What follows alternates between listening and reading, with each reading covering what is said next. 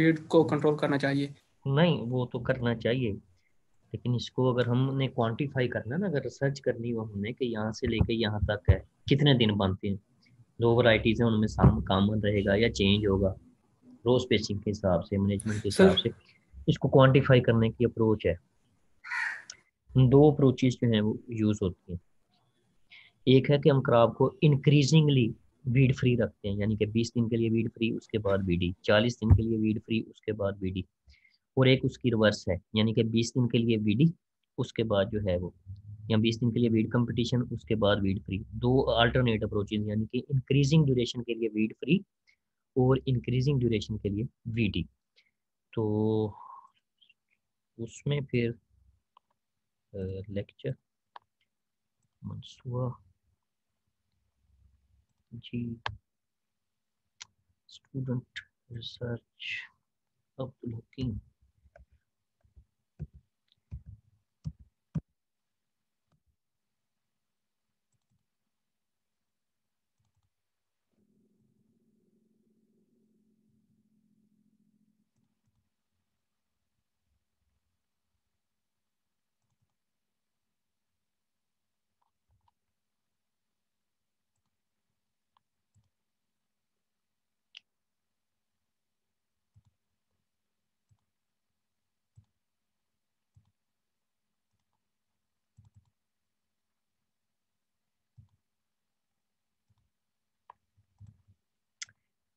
अब आपको यहाँ पे ये दो कर्व नजर आ रही हैं, ठीक है। ये है जो, ये वाली लाइन है, ये डार्क ब्लैक कॉन्टिन्यूस लाइन जो है, ये है वीडी के, जैसे यस जैसे सर। वीड कंपटीशन बढ़ेगा पैदावार कम हो जाएगी। ये होती है परसेंट वीड फ्री यील्ड। हम्म, परसेंट वीड फ्री, यानी कि जो वीड फ्री कंडीशंस हैं जहाँ पे वीड लिमिटेड नहीं है, लिमिटिंग फैक्टर नहीं है, उसके मुकाबले में how much yield is possible, तो उसकी परसेंट, यानी कि relative to weed free conditions. ये जो कर्व है ये वाली, ये है increasing period weed free periods, यानी कि जैसे जैसे वीड फ्री पीरियड्स बन रहे हैं तो पैदावार बढ़ रही है। तो जहाँ पे ये आपस में इंटरसेक्ट करेंगे, ठीक है, आपने नेट पे सर्च करना है, एक लॉजिस्टिक लॉजिस्टिक इक्वेशन होती है, और एक गोम्पर्ट्स, GOMPERTZ, वो गोम्पर्ट्स और लॉजिस्टिक जो नॉन लीनियर रिग्रेशन मॉडल्स हैं वो हम फिट इन करते हैं, तो उसकी बेस पे हमें ये विंडो मिलती है कि यहाँ तक जो है ये ग्राफ जो है ये अपने उसमें सेंसिटिव है। Critical period of wheat graph competition अगर हमें डिटरमाइन करना है तो उसके लिए हमने जो चीज़ चाहिए होगी, हमें increasing period of wheat competition और इंक्रीजिंग वीट फ्री पीरियड्स, वो हमें ट्रीटमेंट इम्पोज करके यील्ड का डेटा चाहिए होगा। और हम कॉम्पर्ट्स और लॉजिस्टिक जो इक्वेशंस हैं वो फिट इन करेंगे तो हमें उसकी क्वांटिफिकेशन जो है वो पॉसिबल जो है वो होगी। नॉन लीनियर रिग्रेशन जो है मॉडल्स जो हैं वो लगते हैं। तो ये मेरा एक MSc का स्टूडेंट था, तो उसको मैंने यहाँ पे ये चीज़ें जो है वो करवाई थी उसकी सर्च की। ठीक।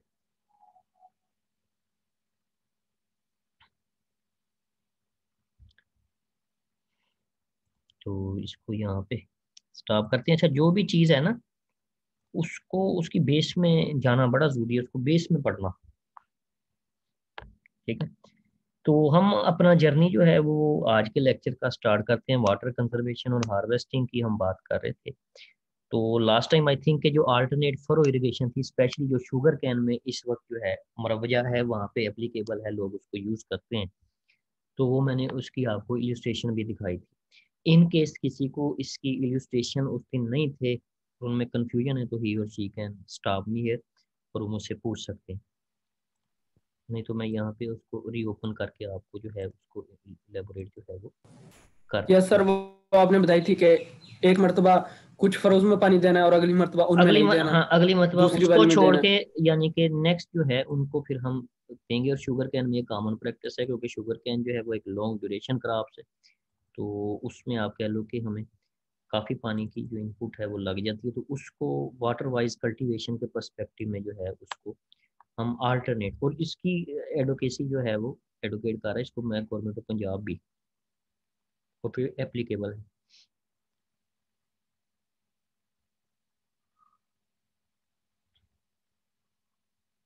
जो कॉमन प्रैक्टिस है वो तो ये है, ठीक है।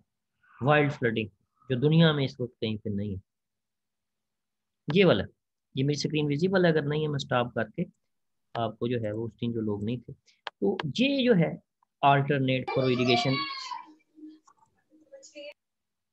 ठीक है, ये अल्टरनेट फॉर इरिगेशन जो है ये चलेगी। यहाँ पे जो आपको ये लाइट स्काई ब्लू कलर जो है उसमें आप इरिगेशन है जो ये है, ये साइड है, यहाँ पे पानी नहीं है, तो पहला यहाँ पे लगेगा, सेकंड में फिर उससे अगली फरो में, और फिर उसको हम कंट्रोल जो है वो फील्ड में कर सकते हैं। तो ये थी अल्टरनेट फरो इरिगेशन का, और ये करंटली शुगर कैन जो है उसमें ये अडॉप्ट की गई। अच्छा एक चीज़, कल हमने एमसीक्यूज भी दिया, उस पर की तरफ जाते हैं, एंटी ट्रांसपेरेंट की तरफ, ट्रांसपिरेशन एफिशिएंसी से मतलब चीज़ें हैं। Changing crops and other method for reducing evapotranspiration in irrigated areas to alter cropping pattern, यानी कि जो एग्जिस्टिंग क्रॉपिंग पैटर्न है वो बड़े रिजिड है हमारे। रिजिड से मुराद है कि they are not flexible. Rice, rice के फौरन बाद वीट, काटन, काटन के बाद वीट, यानी कि ये जो मिक्स क्रॉपिंग है जो हमारा सेंट्रल पंजाब का है उसमें किसी हद तक कुछ सिनेरियो जो है वो बेहतर है। अच्छा दो डॉक्यूमेंट जो हैं आप डाउनलोड करो, एक तो एग्रीकोलॉजिकल जोन, दूसरा क्रॉपिंग पैटर्न पाकिस्तान के भी और पंजाब के भी, जो लेटेस्ट रिवाइज हुए हैं with collaboration of food and agriculture organisation, तो उनमें आप देखना फिर। सेकंड कौन सा? मैं यहाँ पे आपको शो करवाता हूँ, आई थिंक कि जो आपका एग्राम 303 था ना, इन्हीं के फोल्डर में मैंने यहाँ पे उनको डाउनलोड करके रखे हुए थे, ये क्रॉपिंग पैटर्न नोट्स ना हो, मैंने वो फाइलें जो है वो यहाँ पे उनके लिए रखी है।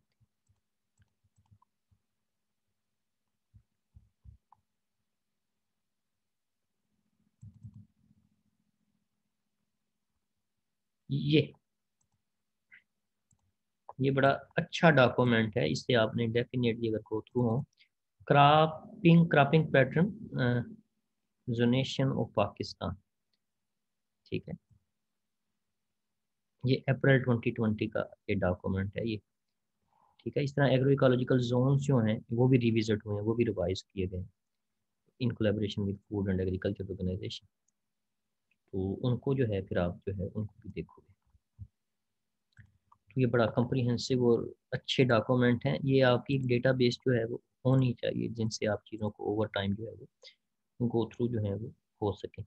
उसके बाद है पंजाब की एग्रीकल्चर की पॉलिसी, जो एग्रीकल्चर का प्लान है, एक्शन प्लान है, वो सारी चीज़ें जो है वो आपके पास होनी चाहिए और आपको पता हो कि चीज़ें किस सिमत में, ताकि आप कल को कोई डिबेट कर सकें, कोई आर्टिकल वगैरह लिख सकें, तो these things will be helpful.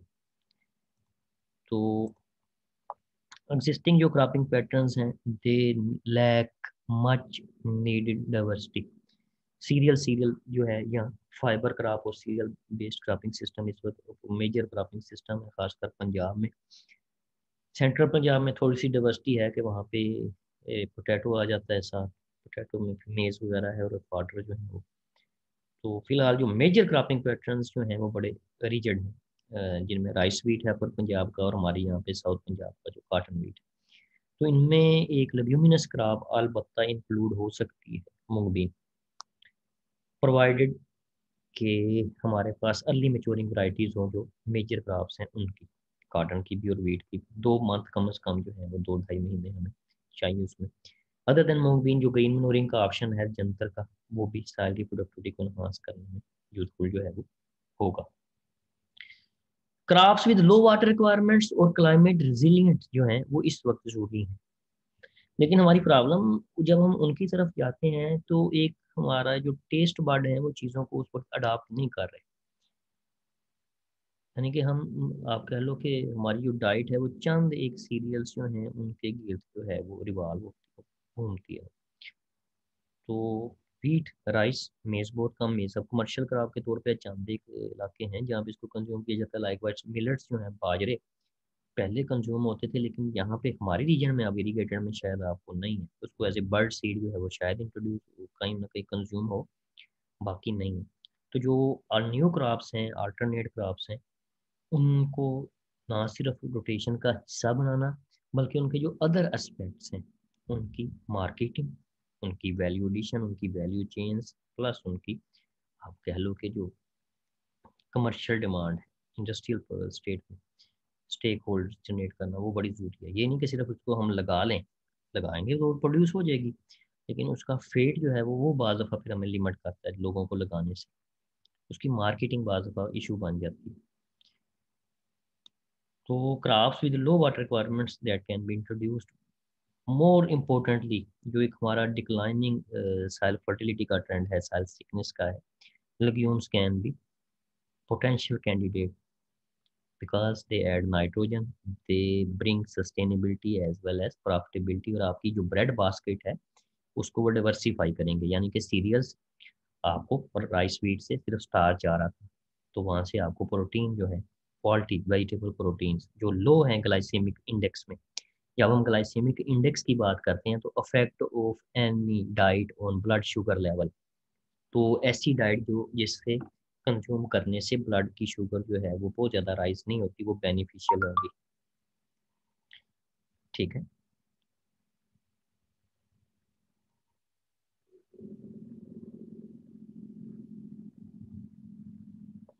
जी।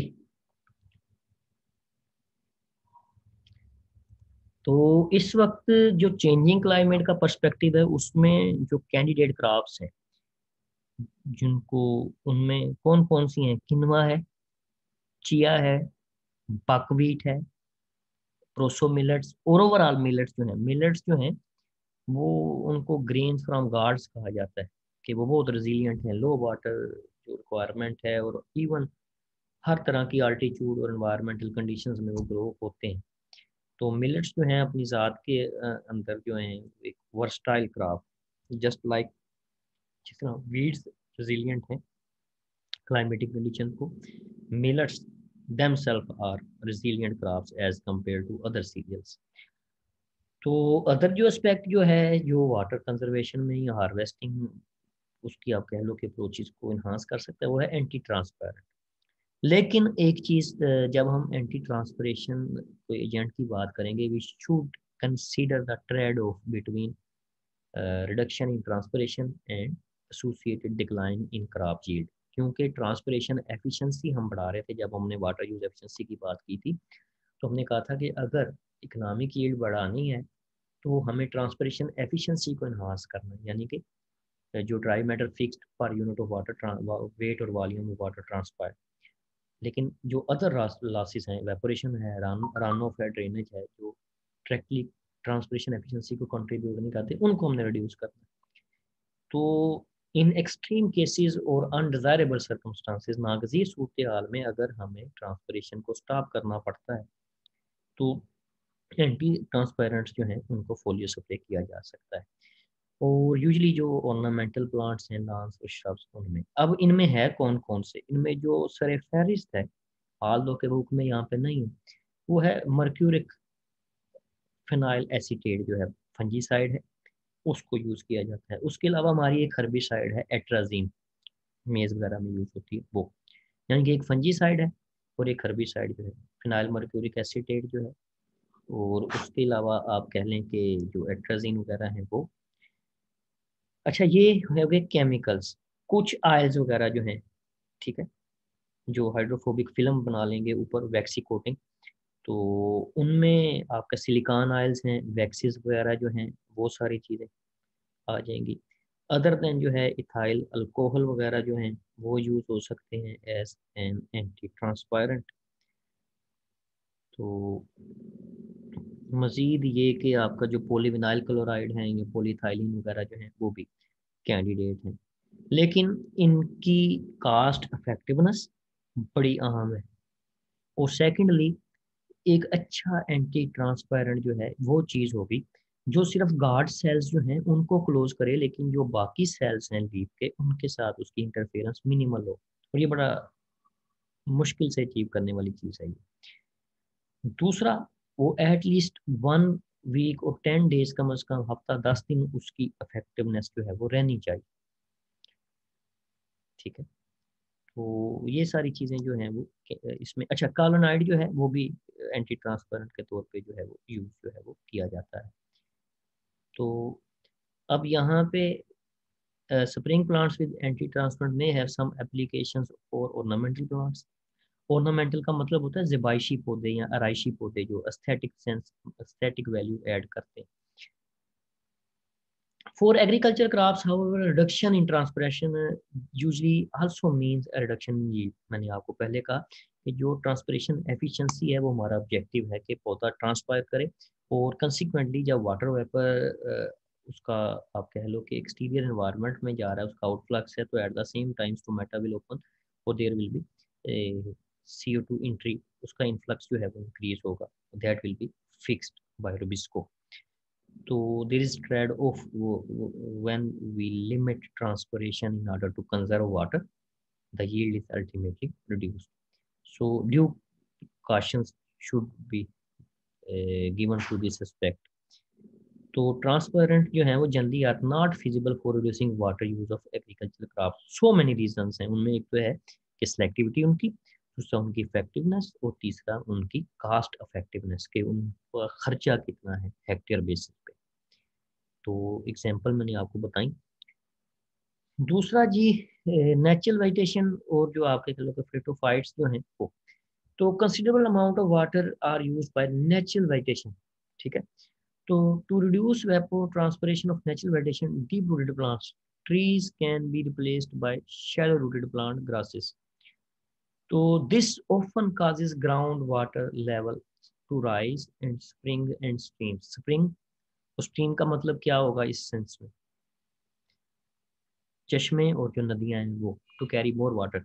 अक्सर आपने यूट्यूब पे कोई वीडियो देखी होंगी इंडोनेशिया वगैरह की, ये जो आपके ट्रॉपिकल कंट्रीज हैं वहाँ से, कि खास किस्म का कोई ग्रास या कोई पौधा लगाते हैं तो पानी जो है वो बढ़ जाता है, उसका सॉइल के कंटेंट जो है।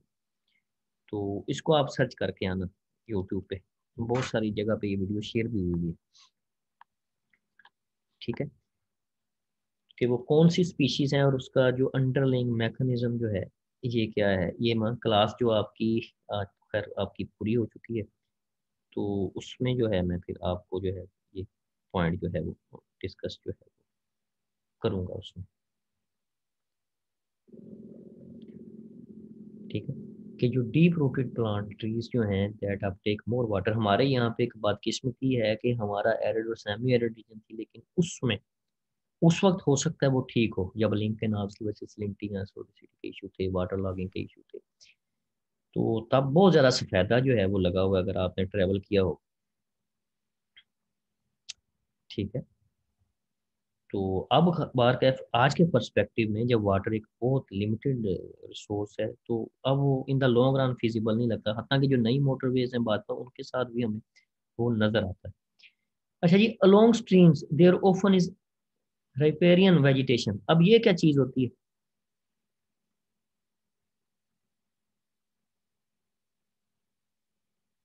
हम्म, कोई वाटर बॉडी है, कोई एक्वेटिक वाटर बॉडी है, उसके साथ साथ दरिया के साथ, नहरों के साथ कोई वाटर बॉडी है, फ्रेश वाटर जो बॉडी जो पानी को ल- लेके जा रही है कहीं पे, उसके साथ जो वेजिटेशन ग्रो करती है उसको यूजली जो है वो हम आप कह लो कि उसके लिए ये यूज होगा।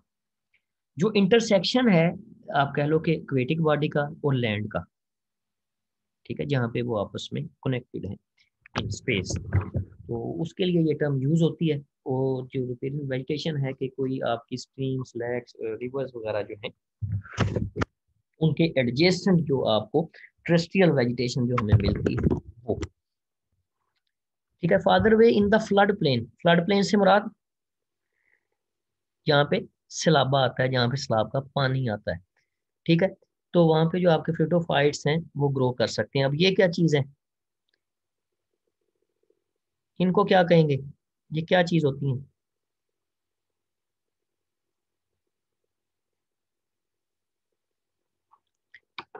किसी का कोई आइडिया?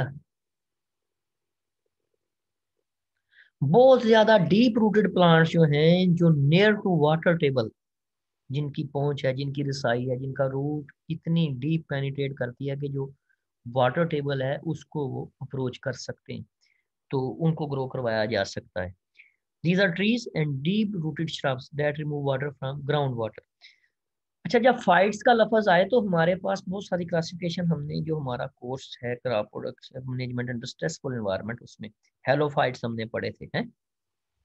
इसी तरह जब हम वाटर की बेस पे जो क्रॉप के हैबिटेट्स हैं उनको क्लासिफाई करते हैं तो हम हाइड्रोफाइट्स, जेरोफाइट्स, मीसोफाइट्स, ठीक है।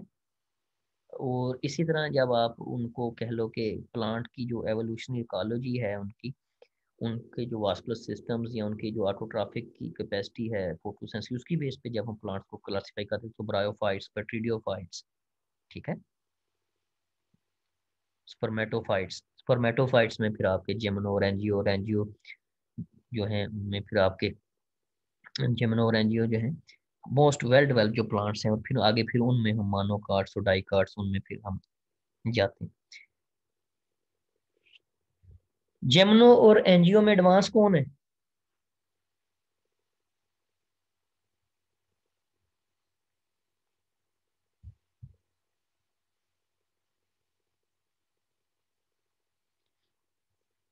यार 24 लोग हो आप लोग, फिफ्थ सेमेस्टर है, जिम्नो और एनजीओ में कौन बेहतर है? किसका सीड नेकेड होता है? कोनिफर्स का, जिम्नोस्पर्म जो है उनका, एनजीओ जो है उनका, आप कह लो कि फ्रूट जो है उनके अंदर इनक्लोज होता है। कभी आप देखोगे फ्रूट वगैरह तो उनके ऊपर फ्लैश है, फ्लैश के अंदर जाके उनका सेब देख लो, मैंगो है, पीच है, प्लम है। तो एंजियोस्पर्म जो है वो फिर फर्दर मानो का डाइकार्ड, जो उनकी क्लासिफिकेशन जो है। तो इन चीज़ों के लिए ज़रूरी है कि क्रॉप प्रोडक्शन जो है वो बुक आपके पास हो और आपकी अपनी हो, उसमें क्लासिफिकेशन ऑफ फील्ड क्रॉप्स का चैप्टर है उसको पढ़ो, टीलेज को पढ़ो, वाटर वगैरह को जो चैप्टर्स हैं उनको पढ़ो, आपकी एक बेस जो है एटलीस्ट वो डेवलप हो। चंद चीज़ें ऐसी हैं जो specific course specific information that will be added to your knowledge, लेकिन एटलीस्ट जो एक बेंचमार्क जो बेस लाइन है वो वहाँ से आपको मिलेगी। आज जो है कुछ टर्मिनोलॉजी जो है वो हमारे पास नई जो है वो आई है, हाल तो कि हमने उसको एक्सप्लेन किया, आप उसको फर्दर जो है उसकी मजीद जो सर्च है वो कर सकते हैं।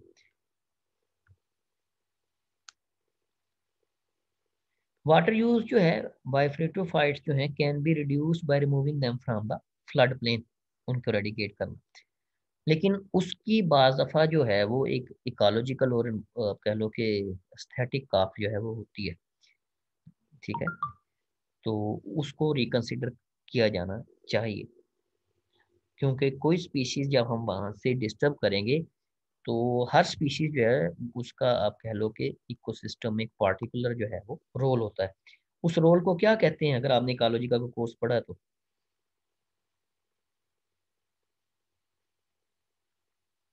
जी।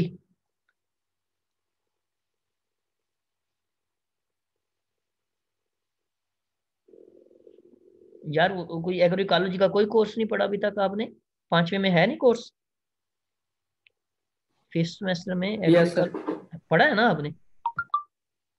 फिर यस सर। जो कोई भी स्पीशीज इकोसिस्टम में उसका जो पार्टिकुलर फंक्शन या रोल है उसको क्या कहते हैं?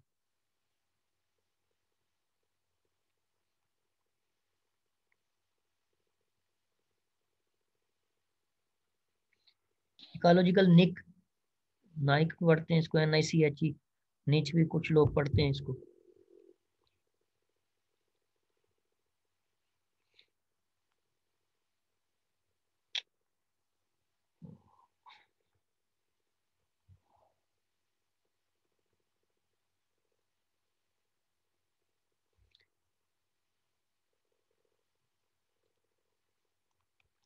एक अल्टरनेट अप्रोच जो यूज हो सकती है ग्राउंड वाटर लेवल जो है उनको लो करने में, जो फ्लड प्लेन्स हैं उनमें, वो है pumping of water from wells, और उसको फिर कहीं और जगह यूजिंग इट एल्सवेयर। तो ground water levels would then be lower to a point where some of the smaller trees or shrubs would die, but where the large trees would be able to survive। लेकिन ये बड़ी long term approach है, ठीक है। A third approach would be channelization of the stream using concrete or other liners to reduce or eliminate seepage altogether. In general, overall जो है, it is better to keep the water away from phytophytes than to keep the phytophytes away from the water. इस जुमले की समझ लगी?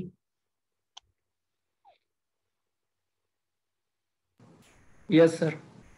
क्या sense है, क्या वो कहना चाहता है? सर सेंस ये है कि जहाँ वो फ्रेटोफाइट्स लगे हुए हैं उन्हें ना उखाड़ा जाए, लेकिन ऐसा किया जाए कि उन तक पानी ना पहुंचने दिया जाए। अगर हम हाँ, उखाड़ देंगे तो के इकोलॉजिकल जोन डिस्टर्ब होगा। रेदर देन के उनको पानी से महरूम किया जाए। ठीक है, आपकी अटेंडेंस जो है आज,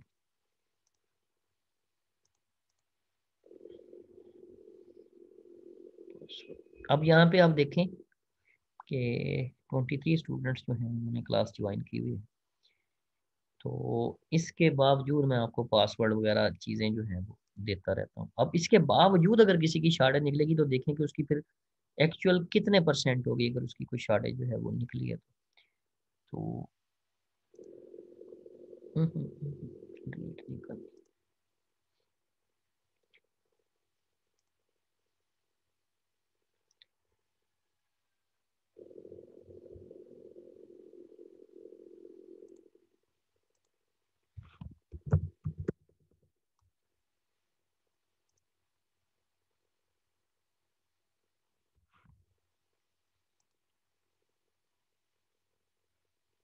ABCDEF ये पासवर्ड है अटेंडेंस का, तो जो लोग यहाँ पे हैं वही अटेंडेंस लगाएं, वो बजाय किसी को ये पासवर्ड सेंड करें। अब होगा ये कि अगर आप किसी को सेंड करते हैं तो उसकी जो यहाँ पे मौजूद नहीं है वो भी अपनी अटेंडेंस मार्क करेगा, और at the end of the day जिसने पढ़ी हैं क्लासें जिसने नहीं पढ़ी उनकी एक जैसी अटेंडेंस शो होगी। तो ये आप बेसिकली अब अपने साथ फिल्म करेंगे। तो मैंने आपको पासवर्ड बता दिया, अपनी अटेंडेंस मार्क करें। मीन वाइल जो है हम अपनी बाकी डिस्कशन जो है उसको जो है वो कंटिन्यू जो है वो करते हैं। अच्छा जी, सीपज का कंट्रोल, आलो कि हम इसको सीपज जो एज ए कन्वीनियंस लास्ट जब हमने इसको पढ़ा था तो उसमें हमने देखा था कि लाइनिंग जो है वो स्ट्रेट फॉरवर्ड अप्रोच है, उसके बाद साइल की कंपैक्शन है कि उसकी जो पोरासिटी है उसको डिक्रीज किया जाए, उसमें जो सोडियम कार्बोनेट्स वगैरह या सोडियम के साल्ट्स हैं, उसके बाद प्लास्टिक शीट जो है पॉलीथाइलिन वगैरह। तो सीपज कंट्रोल, इसको एक रिविजिट है यहाँ पे कि as irrigation is the largest water use sector worldwide, जो है इरिगेशन जो है वो फ्रेश वाटर का मेजर कंज्यूमर है। तो दुनिया में आप कह लो कि 2 से 3% जो है वो फ्रेश वाटर है, बाकी सारा कुछ पोलर आइस कैप में ग्लेशियर्स में है। बाकी 95 96 97% तक का फिगर हमें मिलता है। 97 वो सारा आप कह लो कि सी वाटर है, ब्रैकिश है, जो हम यूज़ नहीं कर सकते अनलेस कि उसको काफ़ी उसका एक्सपेंसिव जो है वो प्रोसेस है जिसके तहत जो है हम उसको यूज़ करते हैं।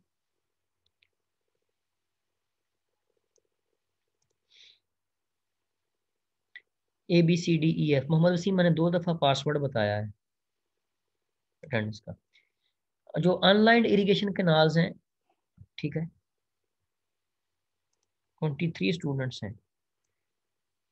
तानियाल, फैसल, ख्वाजा सदरुद्दीन, मोहम्मद वसीम 387, मोहम्मद हसन सईद, मोहम्मद वकास सईद, मलक इहरार, मुअज्जम अली, मोहसिन रजा, मोहम्मद अरसलान, मोहम्मद अशरफ, हमजा, मोहम्मद मूसा, मोहम्मद शहबाज, मोहम्मद वकास सईदी, तैयब नियाज, उमर अजीज हैं, जाहिर नवाज हैं, जैगम इफ्तिखार हैं, जैनब सरवर अली हैं, जिशान असलम।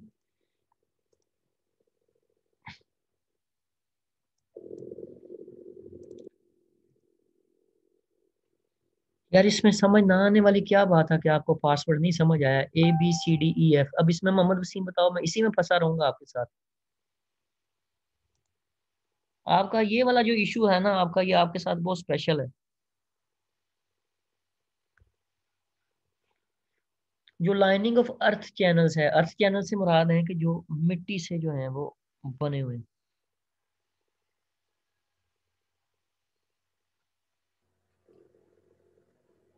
ठीक है,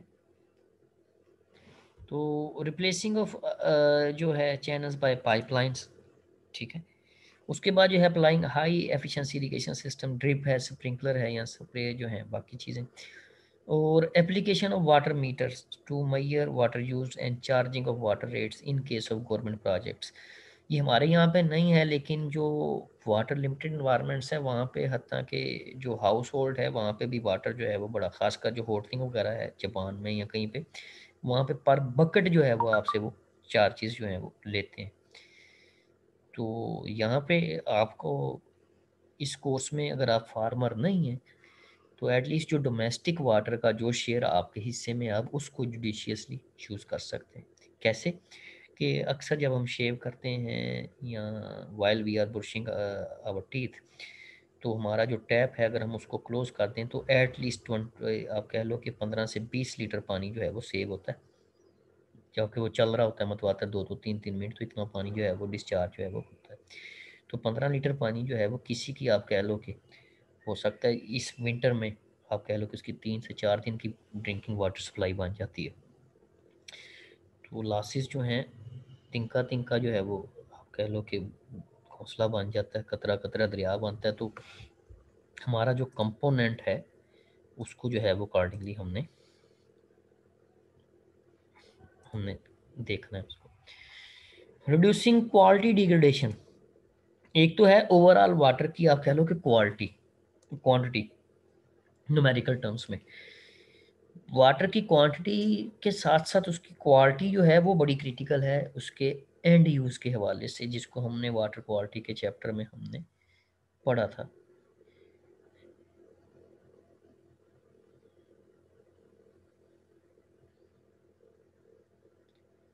ये मोहम्मद ईशान ही थे ना जो हमें वो म्यूजिक सुना रहे थे क्लास में, जो हमारी प्रैक्टिकल की क्लास थी उसमें मोहम्मद ईशान ही थे ना, हैं फैसल? सर जिशान भी 2-3 है। नहीं, ये मोहम्मद ईशान थे ना, ईशान असलम तो नहीं था। या सर अहमद जिशान लिखा हुआ आ रहा था। हाँ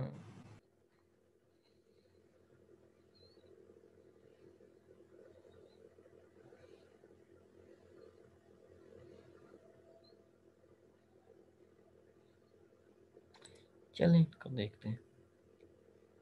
तो उसमें है कि degradation of quality to the point where water can no longer be used for its intended purpose or is no longer suitable for beneficial use and other form of water loss है। यानी कि other than जो numerical terms हैं कि water जो है वो Arabian सी में गिर के ज़ाया हो रहा है, उसके कन्वेंस लॉसेस हैं, ठीक है, उसके एप्लीकेशन लॉसेस हैं, उसके in terms of unproductive water use evaporation के लॉसेस हैं, रन ऑफ के लॉसेस हैं, ड्रेनेज के हैं। अदर देन दीज लॉसेस, अगर पानी जो है उसकी आप कह लो कन्वेंस में फ्राम जो हेडवर्क्स या प्रोजेक्ट्स हैं वहाँ से ऑनवर्ड फील्ड तक पहुँचते हुए अगर वो अपनी क्वालिटी लॉस करता है, उसकी टर्बिडिटी जो है वो बढ़ जाती है ड्रिंकिंग के हवाले से, उसकी इलेक्ट्रिकल कंडक्टिविटी बढ़ जाती है इरिगेशन के हवाले से, उसकी सोडियम एब्जॉर्प्शन रेशियो जो है एब्जॉर्प्शन रेशियो वो बढ़ जाती है। तो इसका मतलब है कि it is no longer fit for irrigation, तो आपाशी के लिए अब बेहतर नहीं है। तो ऐसा पानी जब हम इसको यूज़ करते हैं तो उसमें फिर एडिशनल जो प्रॉब्लम आती हैं, साइल की जो पोर्स हैं वो क्लॉग होती हैं, सोडियम ऐड होता है, साइल की डिस्पर्शन, आल्दो कि हमने इसको ओवरऑल देखा है तो चीज़ें वन वे और द अदर जो है वो इंटरलिंक्ड है। तो in simple words, if water quality is being deteriorated due to anthropogenic activities, due to mishandling, mismanagement, this is another loss of water. यानी कि बिसाइड्स जो न्यूमेरिकल लॉसेस हैं क्वांटिटेटिव टर्म्स में, if water quality is being deteriorated this is another form of water loss, कि उसका जो and पर use है इंटेंडेड पर्पस जो है वो हमारा फिर वो पानी जो है वो फुलफिल नहीं कर सकेगा। और ऐसे losses we often encounter when such losses occur when fresh water is polluted or when fresh water is discharged into salt water। यानी कि हमारा वो पानी जो डाउन स्ट्रीम कोटरी अरेबियन सी में जा रहा है, आल्दो कि वो फ्रैक्शन ओवर ईयर्स जो है वो 35 मिलियन एकड़ फीट की हिस्टोरिक फिगर थी, उससे बहुत कम होगी, ठीक है, बिलो 20। तो उसमें से कुछ चाहिए भी मैनग्रोव्स जो हैं उनकी सस्टेनेबिलिटी के लिए, लेकिन स्टिल जो डाउन गोइंग है वो मैनग्रोव्स की रिक्वायरमेंट से क्वाइट जो है वो हायर है। तो वो हमारा बहुत सारा फ्रेश वाटर जो है वो अरेबियन सी में यानी कि साल्ट वाटर में एंड होता है, और पीछे कोई हमारा स्टोरेज प्लान जो है वो नहीं है। उसमें कुछ पॉलिटिकल कंस्ट्रेंट्स हैं, इंटरनेशनल प्रेशर है, और कुछ आपस की जो हमारी नाइतफाकी है। तो दुनिया में इतने ह्यूज वाटर सोर्सेस, बांग्लादेश के जो लैंड ऑफ रिवर्स है, ठीक है, वहाँ पे फ्लड प्रोन राइस जो है वो भी होता है। तो स्टिल हमारे पास प्लेंटी ऑफ वाटर अवेलेबल है, लेकिन उसका जो जुडिशियस यूज़ है, जो उसका प्रिसाइज यूज़ है, वो बहुत बड़ा क्वेश्चन मार्क है। वाइल्ड